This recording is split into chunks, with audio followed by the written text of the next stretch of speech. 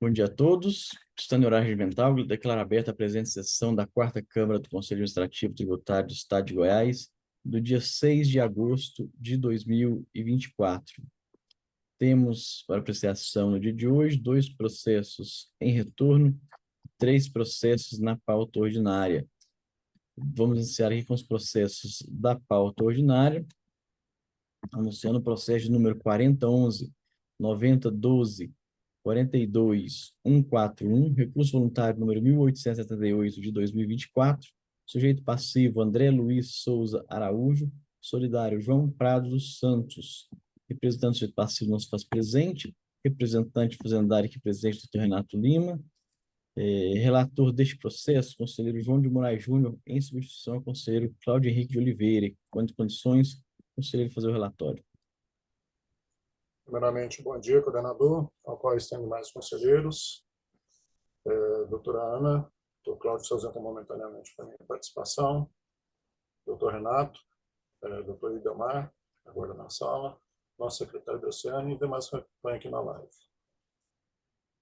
A infração foi lavrada em 4 de 6 de 2019 sob acusação fiscal que o contribuinte, na condição de produtor rural destinatário, e adquirindo de 736 mil quilos de milho em grãos, conforme nota fiscal final 144.11, 58673, 58698, 58711, 58725 e 58744, e relatório constante do anexo 6, fez que o remetente emitisse no dia 12 do 13 e 11 do 12 de 2018 as citadas notas fiscais avulsas eletrônicas correspondentes às operações, aplicando indevidamente em tais operações, no valor comercial de R$ 321 mil, o benefício fiscal da isenção previsto no artigo 7º, inciso 25, letra M, do anexo 9 do decreto 4.852/97, que é de direito, se aplicado quando das vendas de milho em grãos a ser usado como insumo pelo adquirente produtor rural.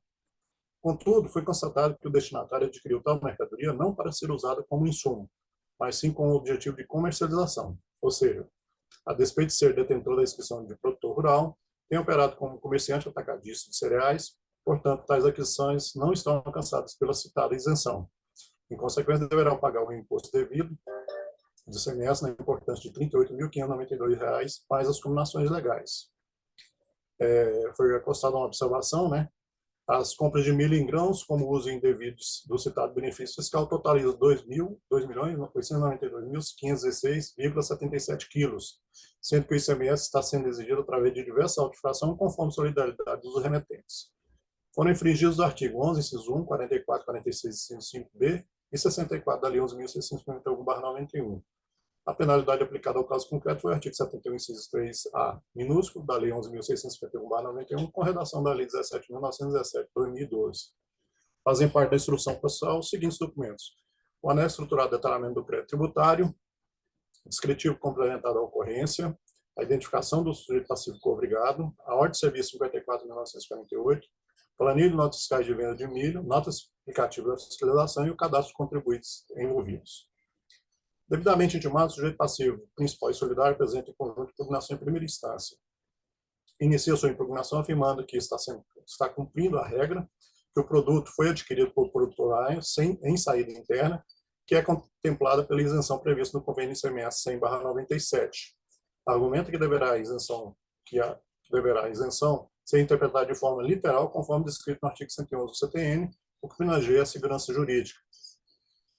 Apresenta pedido preliminar de insegurança na determinação da infração, alegando que o trabalho fiscal foi elaborado ao arrepio das normas previstas no Manual de Defesa Fiscal Mínima, né, no processo administrativo tributário, uma vez que tipificado como beneficiador do erro funcional sujeito passivo diferente do ocorrido, sem investigação de quem obteve vantagem no erro, conforme previu o item 844, a linha B do respectivo manual, tributando uma operação classificada como isenta para corroborar seus argumentos colação julgado do CAT, que é a inclusão da solidário João Prado dos Santos neste ato denominado de vendedor, né, exigindo a detecção prévia junto ao destinatário qual seria a real destinação da mercadoria vendida, extrapola todas as regras de consumo e relações comerciais, requerendo a sua exclusão do polo passivo.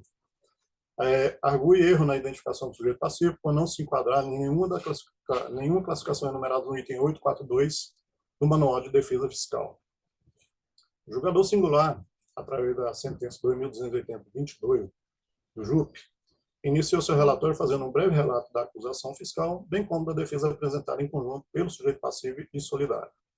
Em fundamentação, não vislumbra nenhuma nulidade prevista no artigo 20 da Lei 16.4.909, como erro da identificação do sujeito passivo, bem como insegurança na determinação da infração. Rejeita as arguições acima expostas, fundamentando que verificou estar presente todos os elementos exigidos para a correção do lançamento, nos termos do artigo 8º da Lei 16.4.909, bem como nos termos do artigo 160 do CTE. Em dispositivo, conhece da impugnação, nega-lhe provimento para, em preliminar, rejeitar os pedidos de nulidade e de exclusão dos sujeitos passivos André Luiz Souza Araújo e João Prado dos Santos, da LIT, no mérito. Decide pela procedência total do auto de infração, aplicando o enunciado da súmula 9 do CAT. O sujeito passivo, principal e solidário, novamente em conjunto, apresenta o recurso voluntário em dois momentos distintos. A primeira peça em 4 de 8 de 2022, antes da intimação para a segunda instância, e a segunda em 10 de 11 de 2022, após a intimação. Reitera praticamente os mesmos argumentos já apresentados em impugnação, dando foco em relação ao que prevê o artigo 7º, inciso 25, a linha M, observado o parágrafo 1º do anexo 9 do RCTE Goiás, acrescentando à peça defensória que, se for considerada a constatação da fiscalização que o produtor rural, devidamente inscrito no cadastro estadual, simulou operação comercial, que nesse caso seria tributada, deveria ter realizado a compensação do crédito do ICMS para aproveitamento das operações seguintes, visto que o benefício fiscal é espontâneo e não obrigatório, nas operações internas elencadas no anexo 1. Requer a reforma da sentença singular, considerando a improcedência do auto de infração ou nulidade ab initio do lançamento, tendo em vista que restou comprovado: a interpretação do artigo que dispõe o benefício fiscal não seguiu a forma prevista no CTN, b, que a mercadoria não ficou à margem da fiscalização, c, não praticou conduta dolosa, fraudulenta ou colui nos termos do artigo 135, inciso 3 do CTN, e d, não infringiu nenhuma cláusula ou parágrafo com condicionantes. Caso não seja esse o entendimento de vossas senhorias, que se digne a autorizar o aproveitamento do valor original do lançamento do crédito para compensação nas operações subsequentes. Senhor coordenador, este é o relatório, mas antes de passar para o doutor Renato, há um pedido expresso aqui para esse valor de compensação, e eu fazendo os cálculos aqui, achei o montante de R$ 31.645,44, né, aplicando o percentual de 18% do crédito presumido para o caso concreto. Então, repasso aí para a manifestação do doutor Renato. E obrigado, conselheiro. Então, passo agora a palavra ao presidente fazendário, doutor Renato Lima, principalmente prestar por 10 minutos. Bueno, senhores, primeiramente, bom dia a todos que compõem a mesa virtual de julgamento. Bom dia também à secretária de Câmara do Oceane. Bom dia aos conselheiros Cláudia e Ana Carolina, que se encontram na sala virtual, porém não na mesa. O doutor Idelmar, que se encontra também na sala, porém não na mesa. E aqueles que nos acompanham pela internet. Senhores,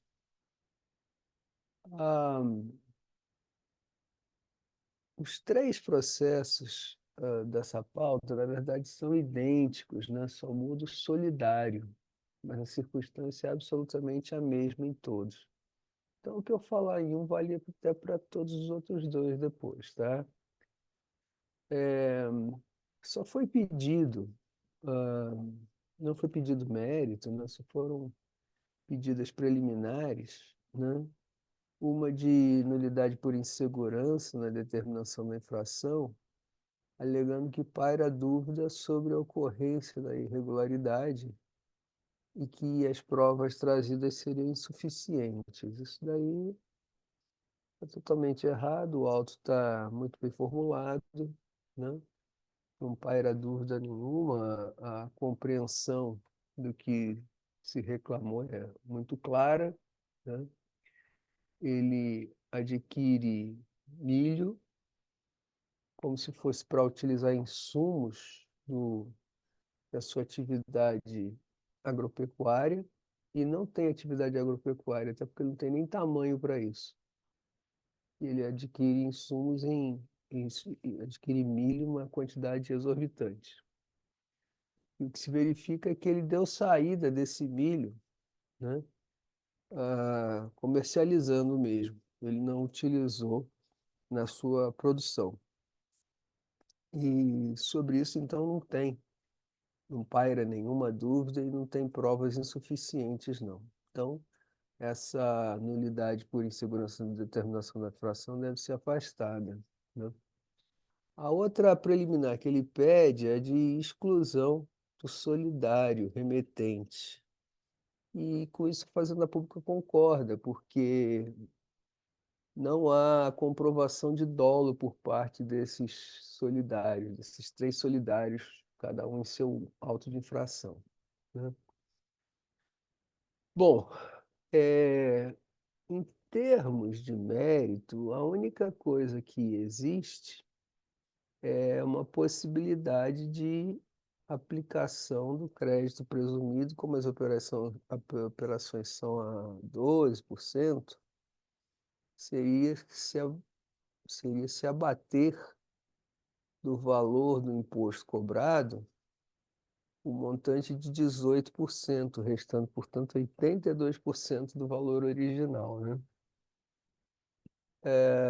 Só que eu estou entendendo que esse crédito presumido, né, seria aplicado quando ele desse as saídas dele, né? Não nas entradas dele, né? Quer dizer, artigo 63 do nosso RCTE, parágrafo 1º fala que a opção pela utilização do crédito presumido feita pelo contribuinte deve ser consignada no livro de registro de utilização de documentos fiscais e termos de ocorrência ser praticada no exercício civil completo, exceto quando a opção ocorrer em exercício corrente, devendo a mesma, nesse último caso, alcançar no mínimo 31 de dezembro, né? Então, a opção do crédito presumido, ela não é um fato isolado, não. Ela tem condicionantes, né? E, se não atendidas, não pode se aplicar esse crédito presumido, né? Então, esse é o caso que se tem nesse processo, né? Está se pleiteando conceder um crédito presumido para os solidários remetentes, né? Sendo que nós não temos a menor garantia de que eles tenham cumprido as condicionantes para gozo desse crédito presumido, né? É, Lá no artigo 64, né, isso eu falei, parágrafo 1º do 63. O artigo seguinte, 64, é concedido o crédito presumido ao estabelecimento 5, inciso 5, produtor agropecuário ou extrator de substância mineral ou fóssil. Então, para ele mesmo não pode ser considerado isso, porque justamente o objetivo desse auto de infração é o entendimento de que ele não é produtor agropecuário de fato, né? Ele é atacadista de grãos, né? Então, para ele mesmo não poderia ser dado. E para o outro, que é da etapa econômica anterior, não tem o atendimento dessas exigibilidades para gozo desse benefício, certo? Outra coisa, o crédito presumido, ele é adotado nas saídas e apropriado no momento da emissão da nota. Depois ela não pode, esse crédito presumido não pode ser dado, né? Então, se ele quisesse realmente gozar desse crédito presumido, né, ele teria que ter feito essa compra normal e constar na nota fiscal esse crédito presumido. Não dá agora, depois de autuado, não. Esse crédito presumido, conforme eu disse, tem condicionantes, né? O crédito presumido é concedido ao produtor agropecuário, né? E além de, de desse produtor agropecuário, para ele poder usar esse crédito presumido, ele tem que estar enquadrado no Simples Nacional ou ter credenciamento para emissão da própria nota. Isso não foi trazido nos autos, né? Essa condição desses solidários, de estarem enquadrados no Simples Nacional ou de terem credenciamento para emissão da sua própria nota, né? Então, quer dizer, não atendendo essas condições, não pode ser concedido esse benefício. Esse benefício não é dado assim a esmo, não. Ele é dado em condições um tanto rígidas, certo? Nada impede que esses produtores que venderam para ele com isenção tenham feito outras vendas nas quais apropriou crédito pelas entradas, né?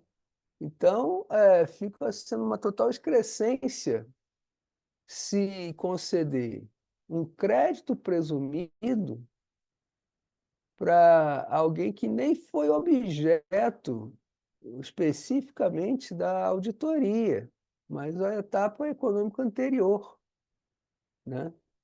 Quer dizer, esses fatos, nesses três autos, ocorreram nos anos 2017, 18 e 19, né? Só o 19 ainda não foi alcançado pela decadência. Então, não daria nem para se questionar dos remetentes esse... Bom, até daria, porque eles estão dentro da autuação.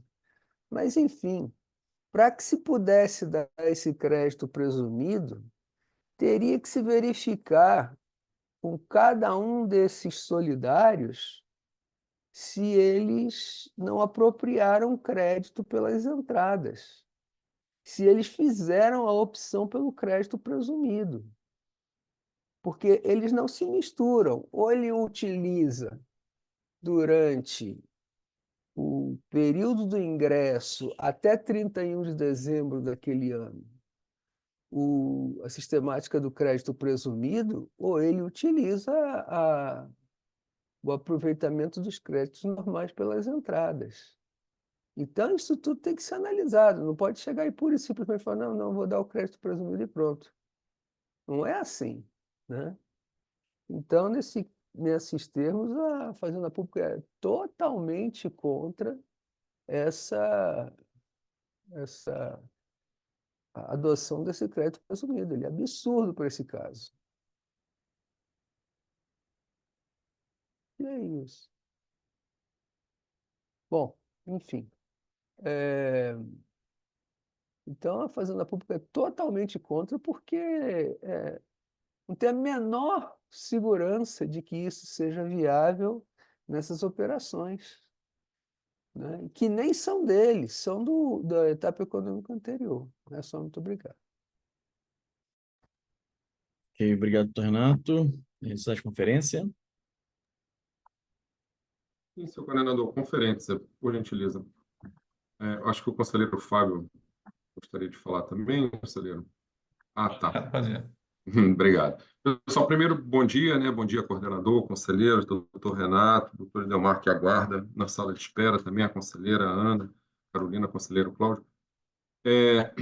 Eu não sei exatamente como que o conselheiro Fábio ia se posicionar, mas eu tenho uma visão com relação a essa questão do crédito presumido que se assemelha a essa que o conselheiro relator, o conselheiro João, colocou. O que ocorre? A operação que está sendo cobrada aqui em imposto é a operação do produtor João para o suposto produtor André. E o fisco está dizendo assim, não, o André, que é o destinatário, não é produtor, ele é um atacadista. Então, essa operação de remessa do produtor João, né, essa operação que foi dada como isenta e que o fisco vem dizendo não, ela é tributada, é essa operação que está sendo concedido, que se entende que seria possível a concessão do crédito presumido, que não é benefício fiscal. O crédito presumido não é benefício fiscal. O crédito presumido é um direito relativo àqueles créditos da entrada. Então, olha que situação perfeita que se coloca, como é interessante. Primeira coisa, o produtor, se ele emite a nota credenciado, como o doutor Renato falou, ele tem direito ao crédito presumido. Ele tem dois tipos de credenciamento. Tem um que ele vai ser credenciado nos termos do artigo 2º lá, da 673, e aí ele faz apropriação, né, pelas entradas, e o outro pelo crédito presumido. E se ele não é credenciado, ele vai e emite a nota na Agenfa. Quando ele emite a nota na Agenfa, ele tem direito ao crédito presumido. Quando ele emite a nota nos termos do artigo 3, ele tem direito ao crédito presumido. Se ele emite a nota, e aqui eu não preciso nem fazer a consulta da condição desse remetente, se ele emite a nota nos termos do artigo 2º, ele já emitiu essa nota sem tributação. Então, necessariamente, essa saída teve que entrar no cálculo do estorno de crédito, mesmo que ele estivesse sujeito ao artigo 2º. Então, eu conceder o crédito presumido aqui nessa operação, que ele deu saída como isento e que entrou no cálculo como não passível de apropriação do crédito pela entrada, eu estou simplesmente resgatando uma situação anterior, porque quando ele dá a saída como não tributada, como isenta, né, e a gente concede aqui o crédito presumido, você está resgatando uma situação anterior. Então, esse é um primeiro ponto interessante. Agora, vamos olhar do lado do destinatário, no caso do André. Se ele, como produtor, que o Estado Fisco está dizendo, é atacadista, se ele, como produtor, emitir a nota de saída sem apropriação do crédito de entrada, ele também vai ter direito ao crédito presumido. E aí ele vai ter perdido esse crédito da entrada, e é por isso que existe crédito presumido. Por outro lado, se ele der saída como atacadista, com direito à compensação do crédito pela entrada, e der saída nessa operação tributada, ele vai resgatar o crédito dessa operação que está diminuído pelo crédito presumido. Então, assim, na verdade, se ele der saída tributado e eu der ou não crédito presumido nessa operação, não vai fazer diferença na saída que ele vai dar tributado. Então, assim, eu não sei se eu fui claro na explicação, no que eu tentei colocar, mas no meu ponto de vista, sim, essa operação ela tem direito ao abatimento do crédito presumido, porque esse produtor aqui, né, que no caso é o João, ele, em qualquer situação, ele teria direito ao crédito, nessa operação de venda aqui. E isso não vai afetar em nada essa operação seguinte, quando dá saída dessa mercadoria, seja ela dando saída por uma condição de tributação normal, seja dando saída uma nota, por exemplo, na Agenfa, com também direito ao crédito presumido, né? Já que esse crédito aqui, que está sendo concedido nessa operação, vai ser perdido. Então, assim, eu acho que conceder o crédito presumido é simplesmente resgatar um direito ao crédito que o contribuinte teria de qualquer maneira e tem como fundamento o princípio da não cumulatividade do ICMS. Eu só queria fazer essa colocação aí, né, para justificar o meu posicionamento em linha com o conselheiro relator. Senhor coordenador, eu também queria fazer uma observação. Sim, à vontade, conferência. Na verdade, não seria nenhuma oposição, muito ao contrário, né? Corroborando isso que o doutor Washington mencionou, também o que o relator propôs, né? Aqui, o que me parece, doutor Renato, assim, foi feito dessa forma, mas o contribuinte aqui é o João nessa operação, né? Ele que emitiu as notas.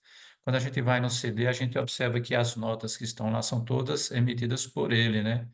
E aqui no demonstrativo dos autos, verifica que são notas fiscais, aqui folha 7 desse processo, notas fiscais avulsas eletrônicas. Então, tem os números delas aqui. O João foi colocado como solidário, né? Mas ele, na verdade, ele é o contribuinte nessa operação, né? Então, o autuante mencionou isso porque entendeu que o destinatário, né, ele que fez a destinação diversa, né, do milho, não atendeu ao requisito da isenção.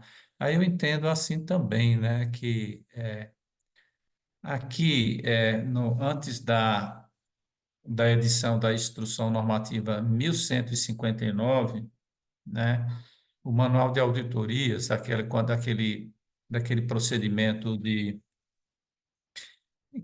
aquela carga tributária, depois que criou uma penalidade específica, 8A, né, mas antes tinha uma penalidade, né, que era até difícil de calcular. E lá no manual de auditoria orientava exatamente nesse sentido. Então, quando o fisco está glosando algum uso de benefício feito pelo contribuinte, ou seja, quando ele de ofício restitui uma situação de tributação daquela operação, e naquela operação o contribuinte usou o benefício, se tornando crédito pelas entradas, então o fisco, ao restituir a operação tributada, ele tem que devolver aquele crédito, ou seja, tem que desfazer aquela situação original, né?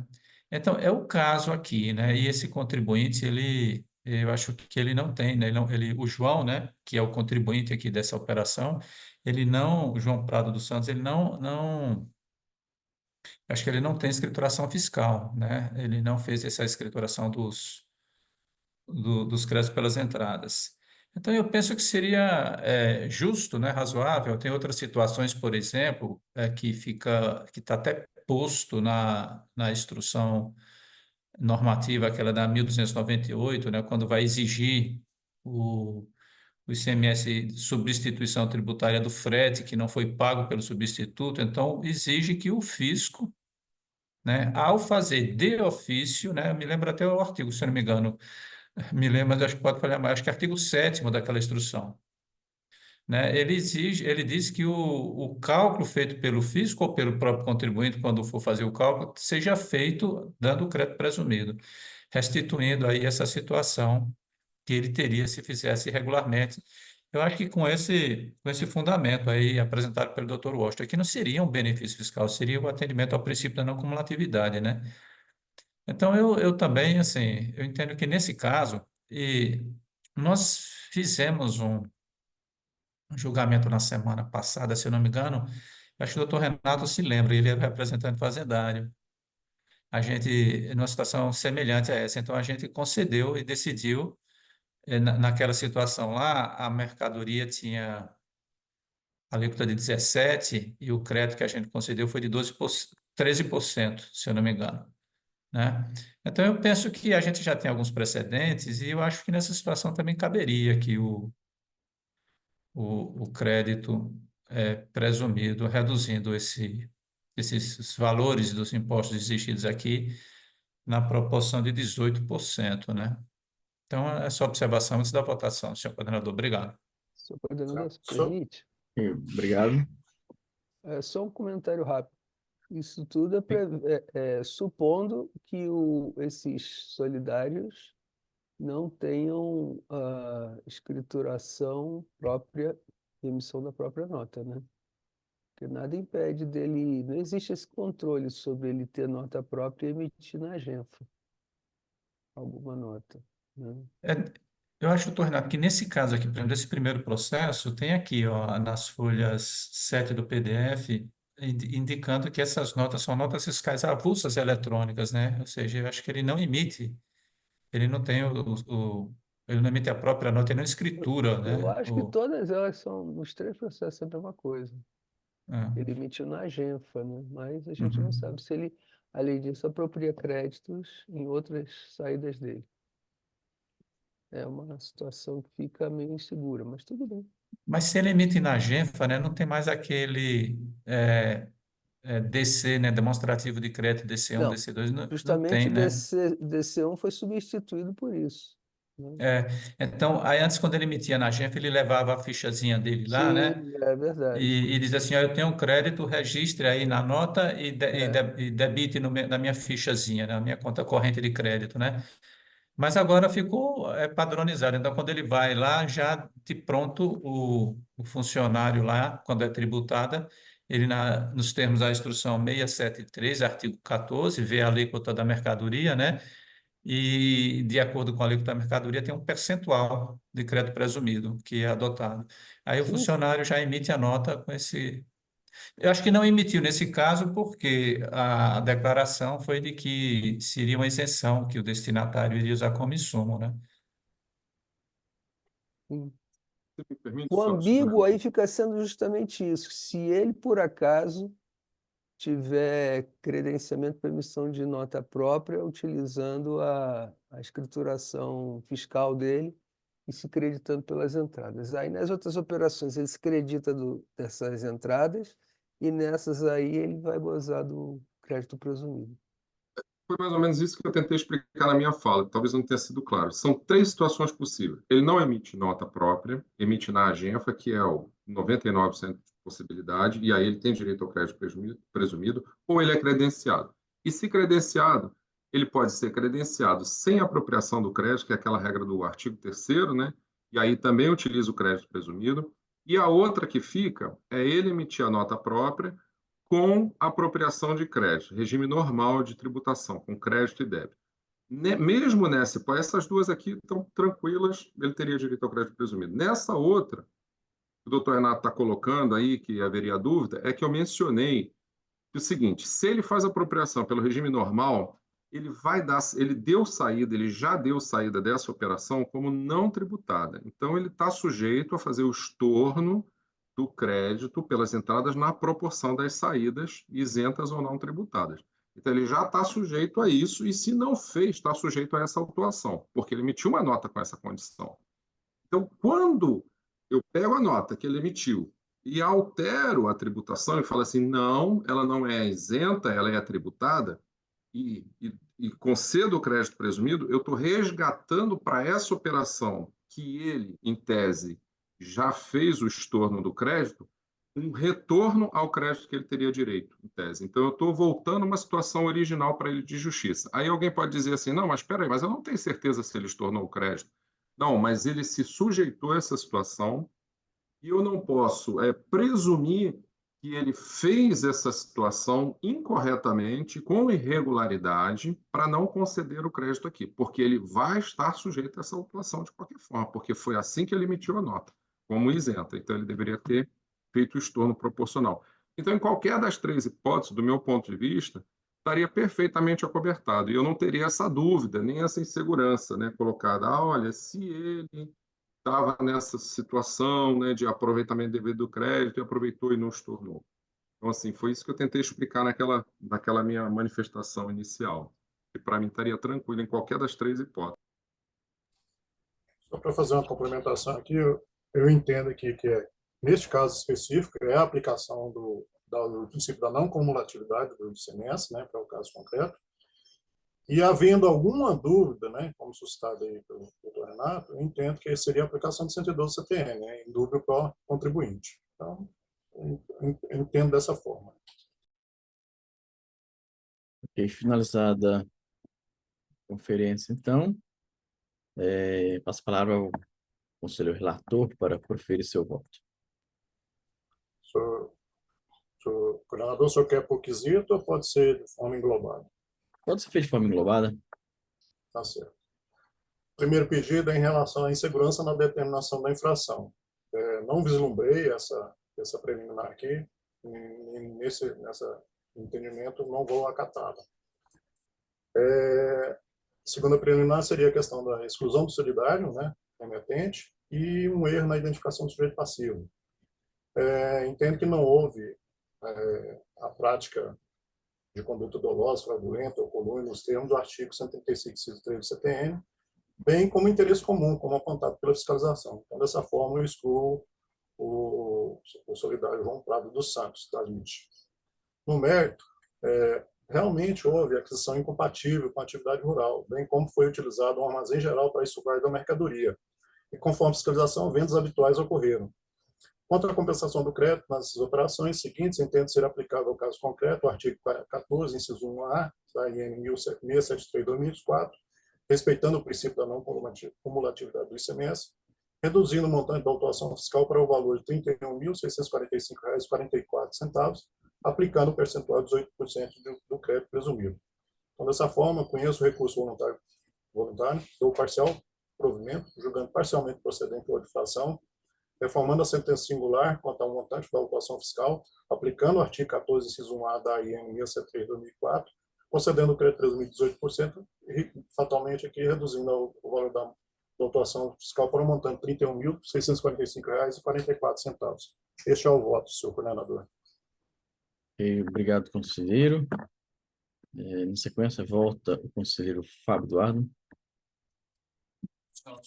Eu vou acompanhar o conselheiro relator, mas eu gostaria de fazer uma observação, porque talvez seja bastante ilustrativo. Então, o autuante, o auditor fiscal, Adalberto Feitosa Fernandes, ele cuidou de mencionar aqui no finalzinho da nota explicativa dele o próprio artigo 46. Então, a gente tem o hábito, né, de fazer a leitura do solidário sempre como um responsável tributário, né? Então, aqui no caso, ele é contribuinte solidário, né? A autuação foi concentrada no responsável tributário, o destinatário, como consta aqui do artigo 46 do CTE, que é a pessoa contribuinte ou não do imposto, que na condição de adquirente da mercadoria deixe da correta destinação. Então, foi esse o motivo da exigência do imposto, né? A nota foi emitida com isenção, com a presunção de que o destinatário iria usar como insumo agropecuário para que a operação entrasse no escopo do benefício fiscal. E aí o destinatário, ele deu destinação diversa. Então, o fisco diz assim, olha, ele deu destinação diversa, aí então a operação saiu do escopo da isenção, o imposto tem que ser exigido, e quem deu causa, né, a essa, a essa exigência do imposto, né, essa destinação diversa, foi o destinatário. Então, o 46 identifica aqui qualquer pessoa, e no caso ele como destinatário mais ainda, né, que fez parte aí da operação, né, como responsável tributário. O parágrafo primeiro, né, desse artigo 46, eu acho bastante ilustrativo esse artigo. Assim, a responsabilidade de que trata este artigo exclui a do contribuinte, é uma responsabilidade pessoal. Exclui a do contribuinte. Então, o João, né, ele é o contribuinte. Ele é solidário, mas não é responsável solidário, é contribuinte solidário, né? O outro também é responsável, solidário tem que ter dois, né, para existir a solidariedade. Né? E o outro parágrafo diz assim, olha, quanto à responsabilidade de alcançar mais de uma pessoa, né, é, e alcançar mais de uma pessoa, eles responderão solidariamente pela satisfação, né? Mas aí a gente entendeu aqui, nesse caso, né, primeiro, assim, o que eu achei ilustrativo é isso aí, que o João, ele é solidário colocado como contribuinte, né? O principal aí, o André, ele é, na verdade, o responsável. E se entendeu aqui que o João, ele não teria condições de controlar a destinação dada pelo destinatário à mercadoria. E o que apareceu para o João, o emitente da nota, foi suficiente para que ele acreditasse que fosse adquirido, né, o milho para insumo, né? A propriedade tem 100 hectares, né? Ela não seria tão pequenininha assim, mas de qualquer forma o fisco demonstrou, né? Como o autuante, o doutor João, o relator, já mencionou, o fisco demonstrou que não tem aquisição de gado, não tem insumo para plantação e, ao contrário, tem uma venda até muito maior do que a aquisição de milho realizada pela inscrição do adquirente. Então, o fisco configurou, né, que essas aquisições são para comercialização. O destinatário seria, então, um atacadista de cereais, né? Então, eu, com essa observação, porque eu achei bastante interessante, né, esse uso, essa aplicação do artigo 46 nesse caso específico, e com essa observação, então, eu acompanho inteiramente aí o voto do conselheiro relator, doutor João, parabenizando aí pela iniciativa do crédito presumido. Obrigado, conselheiro Fábio. Volta a sequência, conselheiro Samuel Bernassi. Senhor coordenador, inicialmente quero cumprimentar a todos e a todos que estão participando dessa sessão aqui da Quarta Câmara do CAT. Conselheiro Paulo Henrique, assim sendo, eu vou acompanhar também o voto proferido aí pelo conselheiro relator, doutor João de Moraes Júnior. Obrigado, conselheiro Washington. Como vota? Também, senhor coordenador, vou acompanhar o voto do conselheiro conselheiro João, conselheiro relator, sem nenhuma observação, mas eu queria só destacar um ponto, esse o conselheiro Fábio colocou muito bem.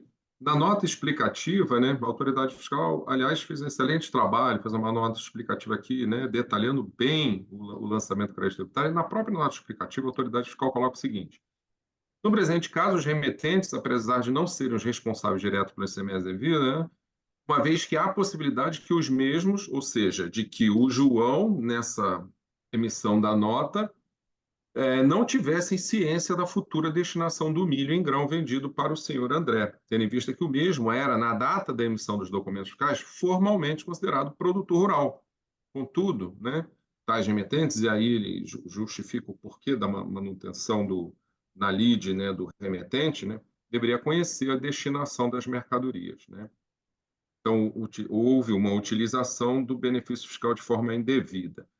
Mas olha que situação interessante, isso que o próprio conselheiro Fábio mencionou, o artigo 46, que ele cita também na nota explicativa, são responsáveis pelo pagamento, né, e o conselheiro Fábio leu, né, o inciso 5b, deixe-lhe dar a correta destinação ou desvirtue a finalidade da mercadoria.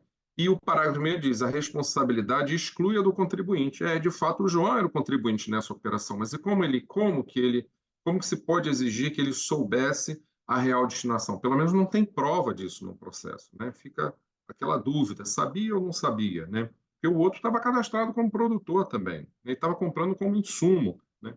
Então, a não ser que tivesse uma prova aqui, né, contundente no sentido de que ele realmente conhecia essa situação, eu não poderia utilizar a regra do parágrafo 1º do 46, que diz isso, né? A responsabilidade exclui a do contribuinte, exceto nos casos em que este tenha concorrido para a prática da infração à legislação. Então, foi o destinatário que deixou de dar a destinação para aquela mercadoria como insumo, né? E maquiou uma situação de utilização, de aquisição como produtor, quando na verdade não era. Ele estava agindo como um atacadista nessa aquisição. Então, a exclusão do solidário, a gente debateu pouco na parte de conferência, ficamos mais detidos no crédito presumido, né? Mas essa questão do remetente, incluído como solidário, na verdade ele é o contribuinte, a exclusão dele é interessante. E é diferente daquele outro da semana passada, ou semana retrasada, em que não era produtor, ela era uma empresa atacadista, e a remessa foi como se ela fosse uma indústria, só que o cadastro dela constava no site já como atacadista, então ele tinha ciência, né, dessa situação, e aqui não, aqui é uma situação diferente, por isso a exclusão do solidário. Só fazendo essa observação, mas eu voto integralmente com o conselheiro. Ok, obrigado, conselheiro Washington. Pois bem, estou anunciando o resultado para este processo. Quarta Câmara, por unanimidade de votos, rejeitou preliminaridade de nulidade por erro na identificação do sujeito passivo e insegurança na determinação da infração. Também, por unanimidade, excluiu da lide o solidário João Prado dos Santos e, no mérito, por maioria de votos, desculpe, por unanimidade de votos, reformou a sentença singular e deu parcial procedência ao auto de infração no valor de R$ 31.645,44, sendo este resultado para este processo. Posso anunciar, então, o item 2. Coordenador, só para agilizar, a Fazenda Pública entende que devam ser casos de extensão os outros dois, e os valores que nós temos aqui seriam R$ 9.004,57 e R$ 31.645. Não, errei. O terceiro eu calculei com o valor do primeiro. Vou recalcular aqui. Mas é isso, seria uma mera extensão. Tudo bem, vou anunciá-los, então. E aí passo para a deliberação dos conselheiros até o pedido de extensão da Fazenda Pública. Esse processo, o item 2, processo número 40.11.90.12, 40.106, resultado 1879/2024. Então, o meu sujeito passivo André Luiz Souza Araújo, modifica aqui o solidário, que é Gilberto Cândido de Freitas, relator permanece o mesmo, conselheiro João de Moraes. fazer o relatório, já aí com o pedido aí de extensão de julgamento, referido também pelo pedido aí pelo doutor Renato. Governador, seria extensão sim, só que esse aqui, tanto esse, o item 2, como o item 3, ele tem uma pequena diferença, que como eu pontuei lá no item 1, antes da intimação, o contribuinte apresentou um recurso voluntário. E depois que ele foi intimado, ele apresentou um segundo recurso voluntário. No primeiro, ele pedia claramente essa questão da compensação. Já no segundo, ele não fez essa menção da compensação, né, do ICMS. E aí, o que acontece nesses dois processos, o item 2 e o item 3? O recurso é uma cópia do segundo recurso apresentado no item 1. Então, eu estou entendendo aqui que seria salutar fazer uma arguição de ofício, né, para aplicação da IN 673 e pedindo extensão no mesmo sentido do processo anterior, né, porém com o valor aqui de R$ 9.004,57. Seria só essa a diferença a ser computada aqui no voto. Ok, senhores conselheiros, sociedade de conferência. Vamos de conferência. Doutor Renato, né? Desculpe, já manifestou pela extensão. Senhores conselheiros, todos de acordo pela extensão? Alguma divergência? Quanto a essa arguição de ofício, tem um dos recursos que ele pede já, né, doutor João? No item 1 da pauta, ele pede. No item 2 e no item 3 é que tem uma diferencinha. Ele não fala dessa compensação. E nenhuma Mas das aí, peças? nenhuma das peças. Eu não sei, eu não entendi, porque na realidade ele não tinha sido intimado na segunda fase e ele apresentou recurso. E aí, quando ele foi intimado, ele apresentou um novo recurso.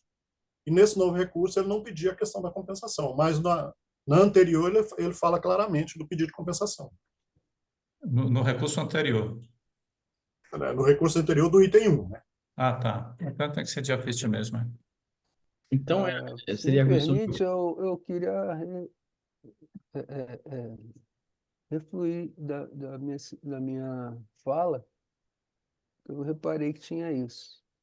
Eu entendo isso, entendo que não é matéria de ordem pública, então não pode ser arguido de ofício. Olhando aqui o 485 do CPC, seriam os incisos 4, 5, 6 e 9, né? Nenhum deles fala sobre isso é matéria de mérito. O 4 seria se o juiz verificar a ausência de pressupostos de constituição e desenvolvimento válido e regular do processo. Não é o caso. 5, reconhecer a existência de perempção, litispendência ou coisa julgada. Não tem litispendência nisso, não é caso de perempção nem coisa julgada. Bom, Ok, doutor Renato, então, deixa eu pensar aqui. Não, mas não é coisa julgada, porque isso aqui não é processo administrativo concluso, não é coisa julgada. Verificar a ausência de legitimidade ou de interesse processual, também não é o caso. E o 9º é, em caso de morte da parte, se a ação for considerada intransmissível, também não é. Então, nesse caso, nós entendemos que não pode ser arguido de ofício. É o nosso pensamento. Portanto, não pode ser integralmente feita a extensão, né, devendo valer os valores originais. É isso. ok, então, doutor Renato se manifestou pela extensão nos outros quesitos, apenas nesta parte da arguição de ofício. Conselheiro João, só me passa aqui para eu faça a anotação correta. Qual artigo seria? Só me passa corretamente, só para fazer a anotação aqui na ficha. A aplicação de ofício da IN 673/2004, Artigo 14, Certo. inciso 1, letra A minúscula.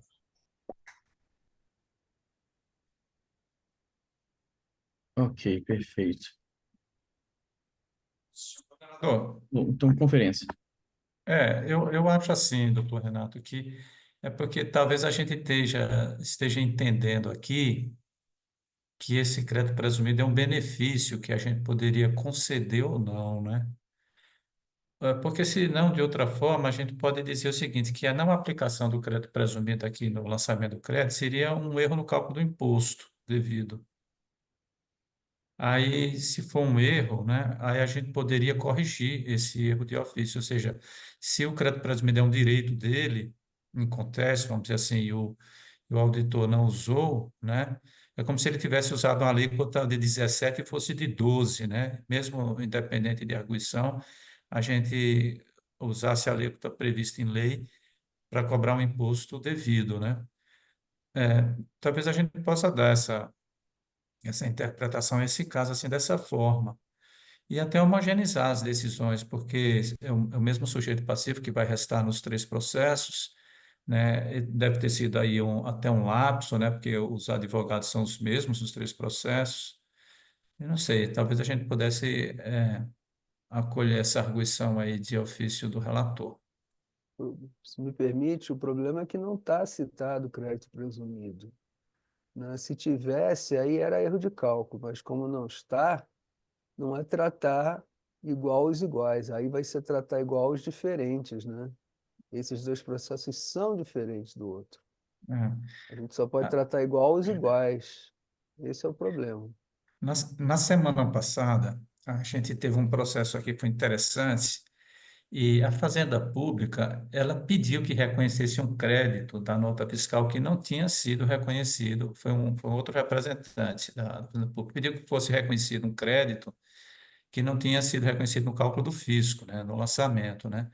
Então, eu me lembro bem, um crédito de 7%, a gente fez a conta e o valor ficou levemente reduzido, né?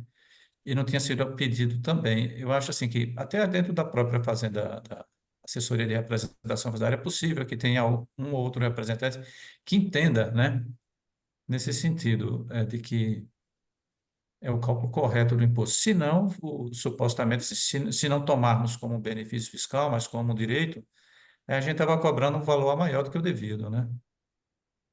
Pois não. Eu não vou refluir dessa posição, não, mas os senhores fiquem à vontade.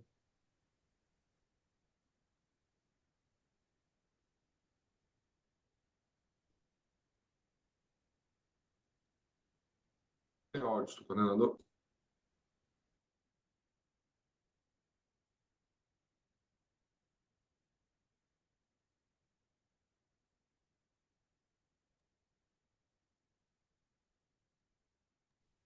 Continua sem áudio, doutor Flávio. Desculpa, eu cliquei aqui, a gente tivesse voltado, não, não voltou ainda.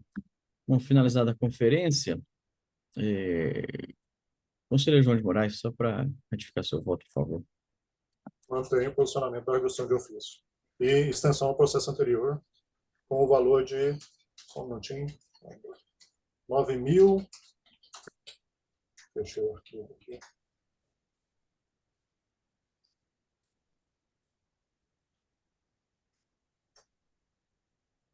R$ 9.004,57. E conselheiro Fábio, Acompanho. conselheiro Samuel, Também acompanho o relator. conselheiro Washington, Eu também acompanho, sou coordenador, só fazendo um comentário rápido também, não quis fazer na fase de conferência. O que ocorre? Nós temos uma situação, o mesmo destinatário, nos três autos de infração, né, altera o remetente, é por isso que foram lavrados autos distintos. Então, numa defesa, há esse pedido expresso de, né, concessão do crédito presumido, que, como bem dito, não é um benefício, é um direito, e do outro não.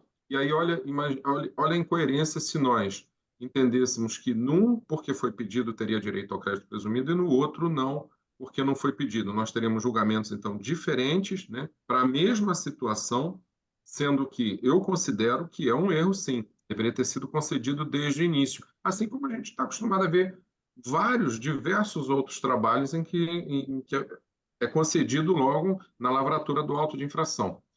Além disso, mesmo que não fosse assim, eu me sinto acobertado pelo que diz no artigo 2º da nossa lei, né? Os servidores, agentes públicos envolvidos no processo administrativo têm o dever de zelar pela correta aplicação da legislação, pugnando pela defesa do interesse público, da legalidade e da preservação da ordem jurídica. Então, é interessante até para o órgão julgador que situações semelhantes tenham o mesmo entendimento, que seja aplicado o mesmo julgamento, que tenham a mesma sistemática de cálculo, né?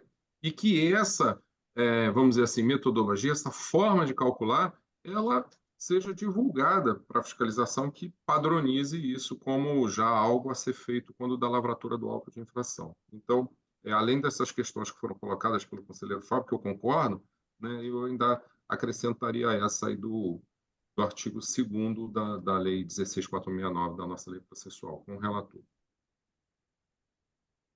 Então, anunciando o resultado para este processo, a quarta Câmara entendeu por unanimidade de votos afastar aqui as preliminares de verificação de passivo e segurança da intervenção da inflação. Também por unanimidade de votos, julgou pela exclusão do solidário Gilberto Cândido de Freitas. Quanto ao mérito, reformou a sentença singular para dar parcial procedência ao auto de infração no valor de R$ 9.004,57, com arguição de ofício, feita pelo relator do artigo 14, inciso 1, a linha A da sua normativa 673 de 2004. Sendo este resultado para este processo. Passo a anunciar, então, o próximo processo. Senhor coordenador, Sim. é uma questão de ordem. Eu estou com um outro processo no Consup, no Conselho Superior, e eu não sei se ainda o representante fazendário já chegou aí aqui na sessão, porque eu fiquei de aguardar, né, o retorno dele. E eu não sei, uma outra coisa também, eu não consegui ver na pauta de julgamento os processos que eu estou aqui para Caldas Alimentos Limitada e DIA Alimentos. Eles constam da pauta? Constam, sim, doutor Delmar. São esses dois processos que constam da pauta, de que o senhor atua como advogado, estão aqui na pauta de julgamento, para o julgamento de hoje. E o representante fazendário ainda está lá justamente no Conselho Superior, sustentando o Conselho Superior. Então, eu pediria, então, permissão para ficar lá no Conselho Superior até que ele retorne. O senhor sabe informar quem é o representante? Que eu não tenho esse dado aqui. É o doutor Evandro. Evandro. Tá. Coordenador, sim. só a título de contribuição, se for o caso, dia 26, o doutor Evandro está na pauta aqui estará aqui na pauta da quarta Câmara. Dia 26. Se o caso o doutor Delmar entender que a necessidade de a gente adiar para o dia 26, seria possível. Ou caso pudesse aguardar também, a gente já julgaria o processo ao final, quando finalizasse os processos lá do Conselho Superior. O doutor Evandro acabou de me avisar aqui que ele está participando agora, iniciou o segundo processo dele lá. O primeiro foi um pouco demorado. Então, eu pediria, o senhor, coordenador, se for possível, deixar para o dia 26, então, porque aí não vai ocorrer atropelo aí da minha participação. Tudo bem. Conselheira Ana, você verificou o dia 26, o Evandro está aqui? Eu entrei aqui na pauta, senhor coordenador, da quarta Câmara. Consta que na pauta que foi enviada pela representação, dia 26, doutor Evandro tem um processo na pauta, que é da Via Rural Comércio de Produtos Agropecuários, Verdade. e pelo relatório de retorno que eu olhei, não tem nenhum retorno. Não consta nenhum. Perfeito. Não, tudo bem, acho que a gente pode fazer esse adiamento devido a essa demanda muito grande de processo, tanto da representação fazendária nas duas câmaras e também do doutor Delmar também, que também atua, né, tanto aqui como no Conselho Superior. Senhor coordenador, eu sou relator de um processo e o doutor Samuel de outro, né? Da minha parte, não tem objeção do adiamento, não. Quando o conselheiro Samuel, alguma objeção quanto a esse adiamento desses dois processos para o dia 26 de agosto? Também não, senhor coordenador. Ok, alguma manifestação de algum conselheiro, alguma objeção por parte de algum conselheiro? Bom, não havendo objeção, então eu faço esse adiamento deste processo devido aí à impossibilidade, né, de serem julgados na data de hoje. Então, esses processos saem, tanto o processo, deixa eu só pegar aqui o Caldas Alimento Limitada ME e D Alimentos Limitada, eles saem com retorno marcado para o dia 26 de agosto de 2024. Ok, doutor Demar? Desde já eu agradeço, senhor coordenador. Obrigado. Ok, obrigado. Bom dia, bom trabalho, até lá. Então, retomando aqui a pauta ordinária de julgamentos, o próximo processo a ser analisado, item 3 da pauta, é o processo de número 40.11.90.12.39272, recurso voluntário 1880/2024, corrente André Luiz Souza Araújo, solidário, neste caso, Geisa Ferreira Souza Cruvinel. As partes, eu continuo aqui o doutor Renato e conselheiro João de Moraes Júnior, relator, quando possível, fazer o relatório. Coordenador, eu vou pedir a extensão deste processo em relação ao item 2, agora julgado, né? Agora há pouco julgado, e aplicando também aqui de ofício, né, o crédito presumido, conforme a instrução normativa 673/2004, né? E o valor, o montante do imposto ficou em R$ 11.626,75. Seria este o encaminhamento, senhor coordenador. 11.626 e quantos centavos, por favor, novamente? 75 centavos. 75. Ok. Perfeito, doutor Renato, para manifestar. Concordo, mas com uma ressalva anterior. Ok. Não necessidade de conferência. Não, quanto ao pedido de extensão, alguma objeção? Então, este processo, item 3 da pauta, tem seu julgamento estendido conforme o julgado do item 2 na sua íntegra.